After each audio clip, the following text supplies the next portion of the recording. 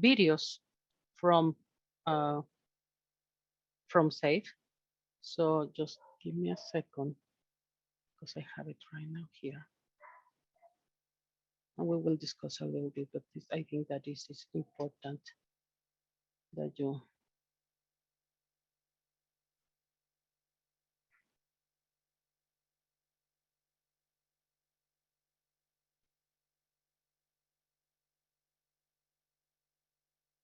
1 second.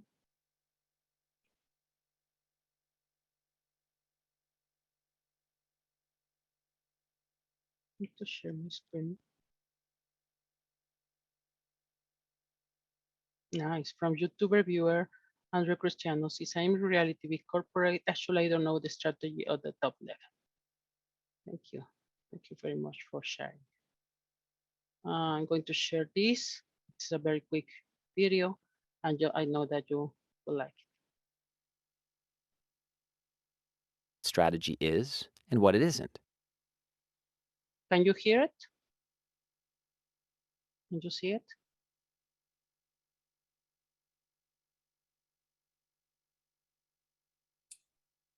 Yes, we can see it. Okay, let's. Strategy course. It seems only natural to start with a discussion of what strategy is and what it isn't. First, consider the following strategy statements drawn from actual documents and announcements from well-respected companies. Our strategy is to be the low-cost provider. We are pursuing a global strategy. The company's strategy is to integrate a set of regional acquisitions. Our strategy is to provide unrivaled customer service. Our strategic intent is to always be the first mover. Our strategy is to move from defense to industrial applications.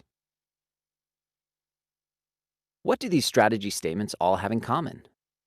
Well, first of all, none of them are actually strategies. They represent tactics, goals, objectives, and descriptions, but not strategies.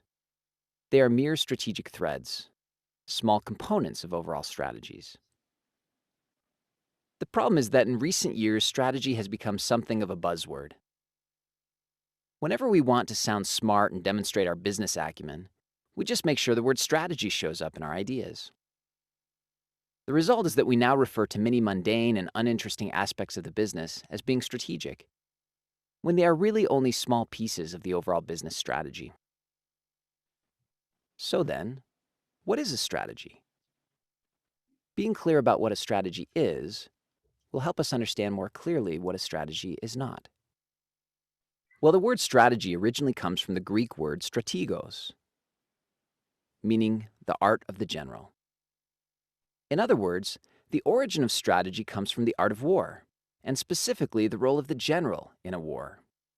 In fact, there's a famous treatise entitled The Art of War that is said to have been authored by Sun Tzu, a legendary Chinese general, around the 2nd century BC. Strategists consider The Art of War to be one of the great masterpieces on strategy.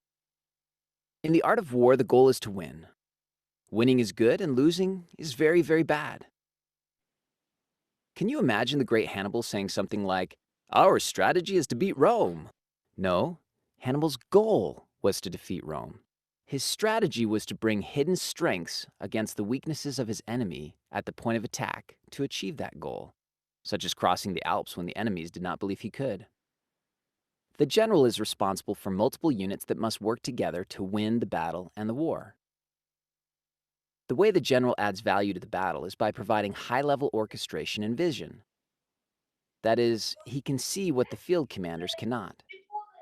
Great generals think about the whole, and they work to coordinate all the necessary pieces, even sacrificing some pieces when necessary in order to ensure that the overall goal is achieved. We sometimes think of business as modern-day war, but the casualties are more frequently investor pocketbooks rather than human lives. The challenge of the executive is similar to the challenge of the ancient general. The modern-day executive needs to develop a set of complex tactics and activities that lead to a victory. So, how do we know what our strategy is? Or, if we do not have a strategy, how do we formulate one? A good strategy provides clear and concise answers to 4 key questions. First, where do we compete? In other words, what competitive arenas or markets will we be active in? We define markets as industries, product markets within those industries, and geographic markets. Second, what unique value do we bring to win in those markets? In other words, why do our customers choose our products and services when they could have chosen the products and services of any competitor out there? Our unique value could be cost or differentiation, which includes image, customization, styling, reliability, etc. Third, what resources and capabilities do we utilize to deliver that value? Do we have exceptional human capital, superior technology, unrivaled network connections, or a unique reputation? Resources generally refer to the things we have in our toolbox. These things can be tangible, such as a diamond mine or an oil field, or they can be intangible, such as a reputation.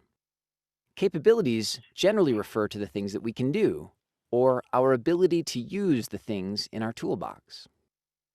Fourth, how do we sustain our ability to provide that unique value? Are there barriers to imitation? Are there factors that keep our competitors from being willing or able to replicate the value we create for our customers? This last question focuses on understanding what factors allow us to continue to win over time. So one example of a clearly defined strategy comes from IKEA. IKEA sells relatively inexpensive, contemporary Scandinavian-style furniture and home furnishings to primarily young white-collar customers all over the world. By being the first furniture retailer to put stores in every major country, IKEA has greater scale than local competitors. The choice of markets has helped IKEA offer their unique value propositions of inexpensive, fashionable furniture. IKEA sells this furniture in a fun and low-pressure showroom where order fulfillment is usually immediate. IKEA is able to sell inexpensive, stylish furniture because they've developed excellent design capabilities for inexpensive Scandinavian design. But perhaps even more important is the fact that products are designed to be manufactured by suppliers using mass production techniques and then shipped in flat boxes. The flat boxes require that final assembly is done by the final customer, but this dramatically drops shipping costs. Because shipping costs are so low, IKEA's suppliers can manufacture furniture in high volumes and ship it around the globe. The complex interdependence of IKEA's strategy makes it difficult for competitors to imitate because they don't design their own furniture and their suppliers don't manufacture furniture in high volumes and ship in flat boxes. To imitate IKEA, they would have to completely change the way they design, manufacture, and ship their furniture. Note that we learn what IKEA does, but we also learn what IKEA does not do. IKEA does not compete in the high-end furniture business. IKEA does not try to provide high levels of service or customization to customers. IKEA designs most of its furniture, but does not try to manufacture its products. Thus, in addition to clearly articulating why we win with customers, a really good strategy also provides a clear boundary line signaling what we do not do. It is also important to note that what we have discussed briefly over the last few minutes is not in any way intended to be comprehensive, and there are many important perspectives that are excluded. For example, Henry Mintzberg, one of the most well-respected business strategists of our day, would want to emphasize the important differences between an intended strategy, an emergent strategy, and a realized strategy. He would want you to know that sometimes strategy is really more about what you actually do rather than what you intend to do. That is, your real strategy emerges as you do it and may not line up with your plans. Other strategists would not want me to leave out the importance of staging or timing. You may have a great plan, but if you execute the plan with poor timing, it may fall flat. To be successful, you also need to have a well-orchestrated set of timed steps in order to win in the marketplace. In conclusion, since we cannot adequately cover every expert's opinion in just a few minutes, I really want to focus your attention on the 4 questions we discussed before. As you strategically analyze companies and/or develop your own strategies, you need to have compelling answers to these 4 questions. First, where do we compete? Second, what unique value do we bring to the table in those markets? Third, what resources and capabilities do we utilize to deliver that value? And fourth, How do we sustain our ability to provide that unique value? When you have these answers, you will be well on your way to articulating a clear strategy.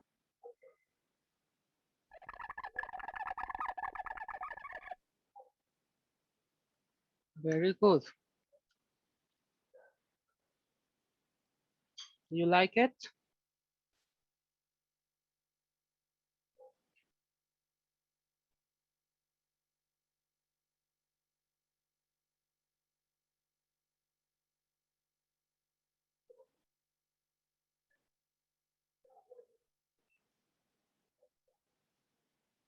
Hello, hello. Can you hear me?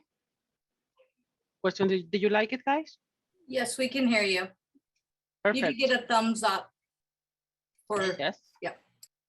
Give me a thumbs up. Okay, meanwhile, let me continue. Easier to define that actually create. Right, Brian. That is correct. Yes, that is the reason I like also the other concept, right? Regarding the strategy emerge, right? At the end, you finish doing your strategy is the one that you really well, the one that you were creating in a, let's say, daily basis, right? But yes, thank you for sharing. Okay.